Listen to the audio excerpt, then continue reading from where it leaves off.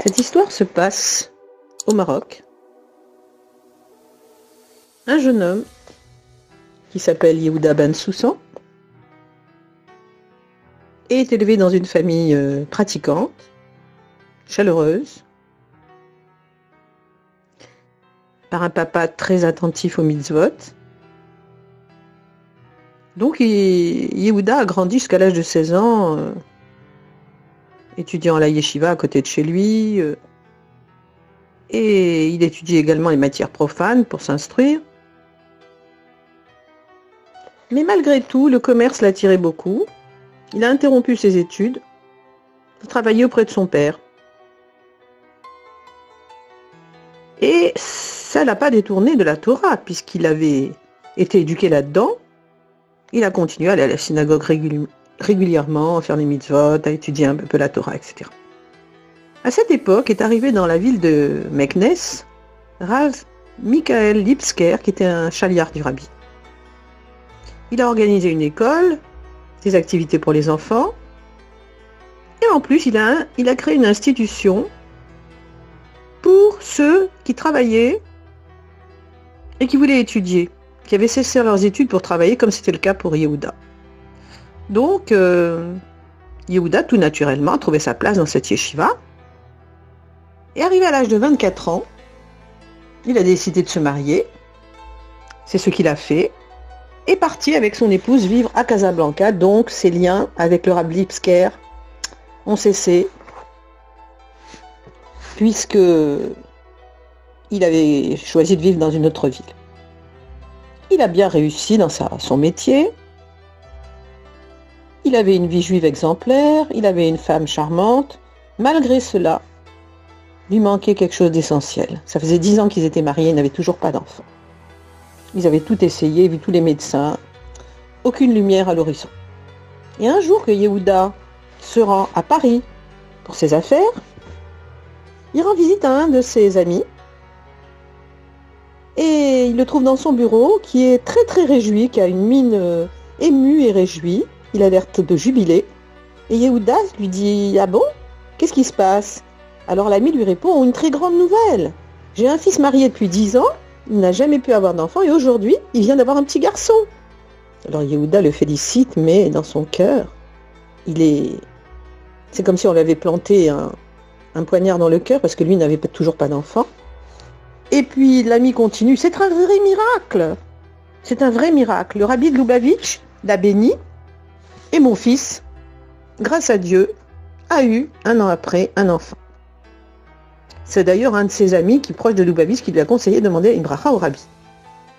Et au moment où il montre sa joie, il voit que le visage de Yehuda est fermé et que des larmes se mettent à couler le long de ses joues, sans qu'il puisse s'arrêter. Alors son ami a compris subitement qu'il avait fait quand même une bévue, et il lui dit « Oh, pardonne-moi, j'avais oublié que toi aussi tu es dans une situation, tu n'as pas d'enfant, c'est vrai. Comment ai-je pu être si maladroit ?» Et il lui dit « Écoute-moi bien, tu es mon ami. Moi, je ne suis même pas un chazite et je suis même pas religieux. Alors je te donne quand même un conseil. Écris au rabbi, demande-lui une bénédiction. » Et Yehuda se dit « Oui, c'est vrai, hein. Comment n'y ai-je pas pensé? Rav Lipsker, qui est chassid de Lubavitch. » Alors il l'a appelé et il a donc téléphoné. Celui-ci a contacté Rav Azimov, puisqu'il se trouvait en France, Rav Shmuel Azimov, l'envoyé du rabbi à Paris. Alors Rav Azimov lui a dit, quand on écrit au rabbi, il faut décider d'accepter les conseils qu'il va vous donner, bien sûr. Et essayer de renforcer un peu sa pratique du judaïsme. Et Yehuda a dit, oui, je suis d'accord. Donc il a écrit, les semaines ont passé. Il commence à oublier qu'il avait écrit au rabbi quand un jour, sa femme lui dit « Il y a du nouveau, nous allons avoir bientôt un nouvel invité. » Effectivement, elle était enceinte. Et un an après, ils ont, avec grande joie, accueilli une belle petite fille qu'ils ont appelée Mazal Batia. Et elle devint le centre d'attraction de la maison, le pôle de la maison. Tout le monde était heureux. C'était vraiment le plus beau cadeau qu'Hachem puisse faire à un couple, surtout après 10 ans de mariage, d'avoir enfin cet enfant tant désiré. Et elle a été très bien éduquée, la petite fille progressait, elle était arrivée à l'âge de 3 ans, elle était très vive, très mignonne. Voilà qu'un jour, en rentrant de l'école, elle avait donc 3 ans et demi, elle se plaint d'avoir mal à la tête. La maman ne s'est pas inquiétée outre mesure, elle lui a donné un peu de Doliprane et pensait que c'était la journée qui l'avait fatiguée. Mais le lendemain, c'était pire en pire. Et à un certain moment, les maux ont cessé, mais une semaine après, la douleur a réapparu, insupportable. La petite poussait des cris. Et cette fois, ils sont allés voir un spécialiste à l'hôpital. Il leur a fait faire des examens, et après, les résultats, ils disent au Ben Soussan qu'hélas, il n'y a pas une très bonne nouvelle. En fait, c'était une véritable catastrophe. Ce qu'avait la petite n'était pas une simple migraine. Et ils avaient des clichés qui montraient que, voilà, elle avait une tumeur au cerveau. Alors là, Yehuda Ben Soussan et sa femme ont cru que la terre allait se dérober sous leurs pieds. Et il s'écrie envers le docteur, mais qu'allez-vous faire? Quelle chance de guérison? Le médecin ne savait pas quoi lui répondre. Il lui a dit, la situation est grave. Pas beaucoup de chance de réussir si on opère. Et si on n'opère pas, elle n'en a que pour quelques mois. Yehuda retourne à son bureau, téléphone à un ami médecin qui le connaissait, qui, au vu des résultats, il a discuté avec le médecin de l'hôpital, lui a dit oui, effectivement, c'est très grave, ce qu'elle a. Et une semaine plus tard,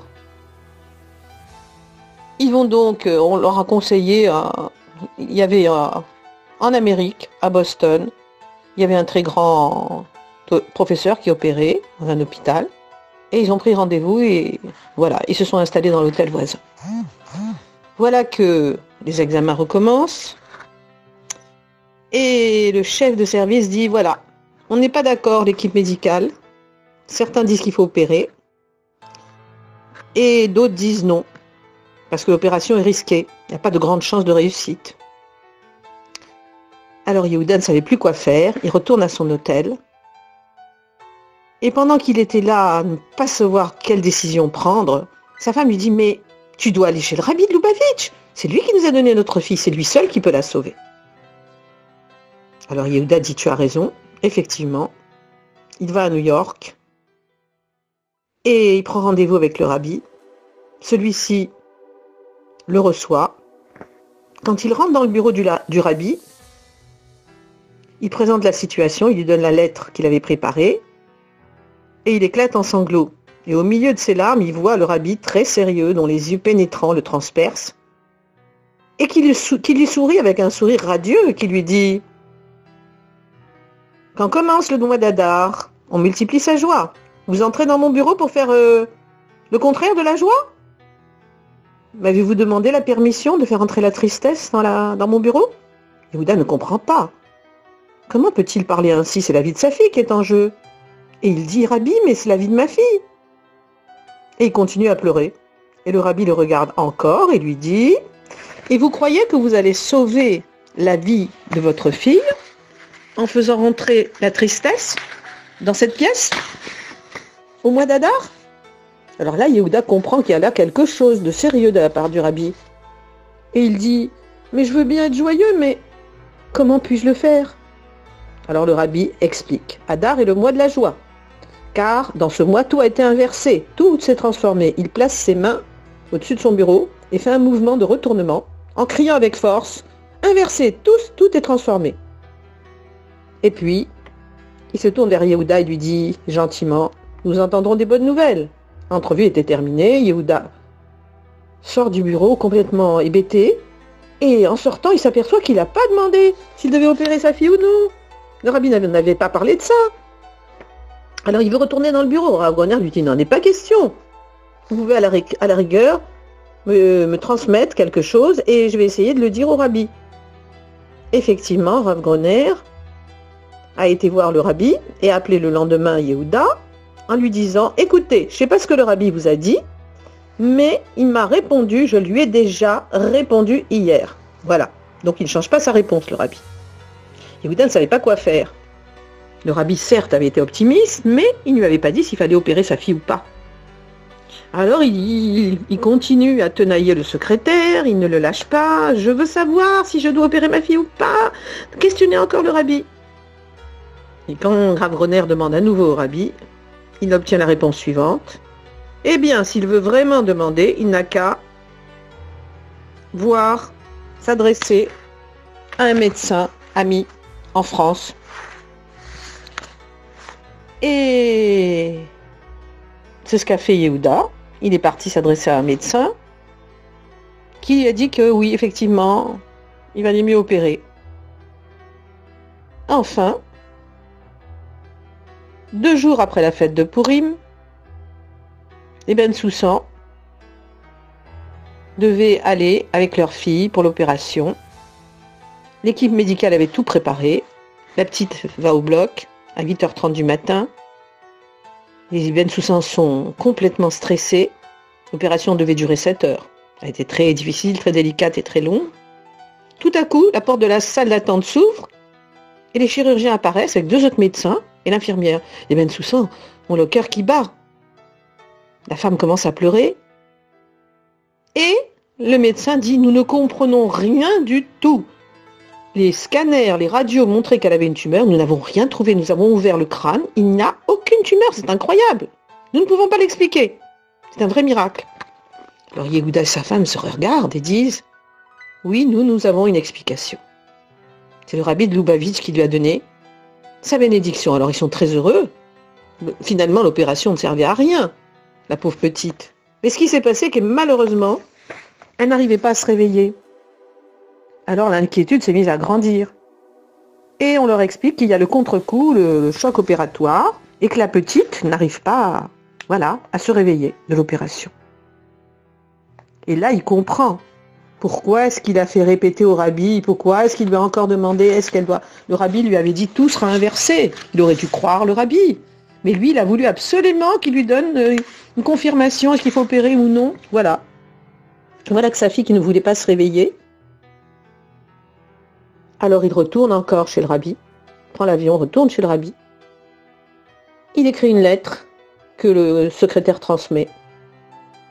En disant, nous n'en pouvons plus, ma femme et moi, nous ne pouvons plus. Pourquoi encore cette épreuve? Et le rabbi répond, par l'intermédiaire de son secrétaire, qu'il allait mentionner le nom de Mazal Batia sur le tombeau de son beau-père, bien sûr, pour une bracha, pour une guérison complète, et qu'on annoncerait de bonnes nouvelles.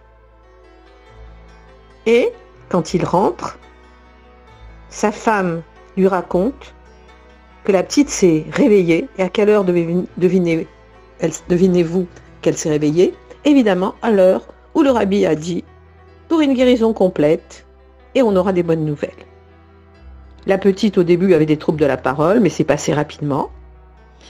Quand elle a guéri complètement, Yehuda Ben Soussan a voulu retourner à New York cette fois-ci pour remercier le rabbi. Et il est tombé le jour de la Seudat Mashiach, le 8e jour de Pessah. Alors il s'est installé avec tout le monde, il y avait des nigoudim, c'était joyeux, et il y a eu un moment où on faisait des chaïm, le rabbi versait de la vodka, etc.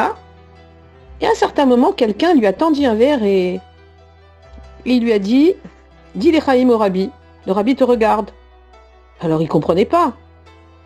Et après, le rabbi vous demande d'aller jusqu'à lui.